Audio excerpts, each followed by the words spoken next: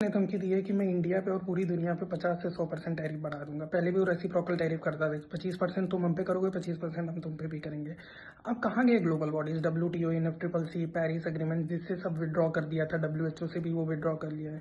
US बता रहे हैं कि मैं यूनिपोलर हूँ। यूएस मागा पॉलिसी में मागा पॉलिसी मानता है। ठीक, यूएस कहता है कि मैं रूजवेल्ट कोरोलरी की सब कुछ मेरा ही तो है। यूएस कहता है कि यूएस मैग्लोमैनियाक है, वो अपने आप को सबसे ज़्यादा पावरफुल समझता है। ठीक, तो यूएस कहता है कि अगर तो यूएस फ्लेक्सिबल रियलिज्म फॉलो कर रहा है। फ्लेक्सिबल रियलिज्म का मतलब कि मेरा फायदा होना चाहिए, बाकी सबका घाटा हो, मुझे उससे मतलब नहीं है। ठीक, यूएस कहता है कि कल को ईरान पे मुझे अटैक करना पड़ा तो इंडिया अपनी मिलिट्री भेजेगा। कल को मान लो मैं वेनेजुएला की तरह क्यूबा और कोलंबिया पे कैप्चर करने जाऊंगा तो इंडिया सपोर्ट करने आएगा।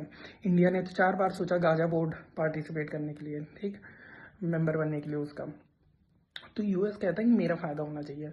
और यूएस और इंडिया अगर क्लोज भी आया ना, it's only because of the China factor, because China की मोनोपोली है क्रिटिकल मिनरल्स पे। चाइना, ईस्ट चाइना, जितने ब्रुनई, फिलीपीन, ताइवान, ठीक, हांगकांग, इन सबको वो छोड़ेगा नहीं, तो उसका पूरा मोनोपोली है चाइना का।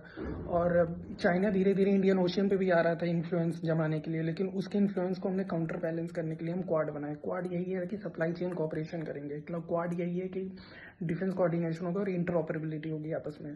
तो इसीलिए क्वाड बना, लेकिन क्वाड आज के टाइम पे कमजोर हो गया। क्वाड यही था ना कि कल को अगर मान लो सप्लाई चेन नहीं मिला तो हम चाइना और हमें ना दे तो हम क्या करें, बैठे हैं, हमारा ट्रेड ना हो। इसीलिए तो क्वाड बनाया गया, ताकि चाइना के इम्पैक्ट को कम किया जा सके। लेकिन आज क्वाड भी कमजोर हो गया है, ठीक, जिसमें इंडिया, यूएस, जापान, ऑस्ट्रेलिया है।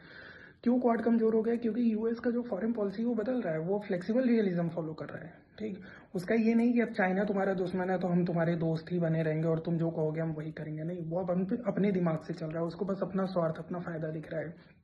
ठीक, तो ये सारी चीज़ें हैं जो कि ट्रेड को डिस्टॉर्ट करती हैं। अगर आप देखो ग्लोबल ट्रेड में आज हम अगर बात करें तो आज फ्री ट्रेड बैरियर का इशू नहीं है। ठीक, आज नॉन ट्रेड बैरियर का इशू है, NTB का इशू है, फाइटोसैनिटरी मेजर का इशू है। कि जैसे हमारे जितने भी सामान ईयू में जाते हैं तो ईयू क्या कहता है, फाइटोसैनिटरी मेजर लगा देता है कि क्वालिटी अच्छी नहीं है, पैकेजिंग अच्छी नहीं है, तुमने लेबर रिफॉर्म अच्छा नहीं कर रहे हो, तुम carbon border adjustment mechanism CBAM लगाया है कि तुम ये बताओ कि तुमने इस प्रोडक्शन करने में कितना पर यूनिट कार्बन खर्च किया है।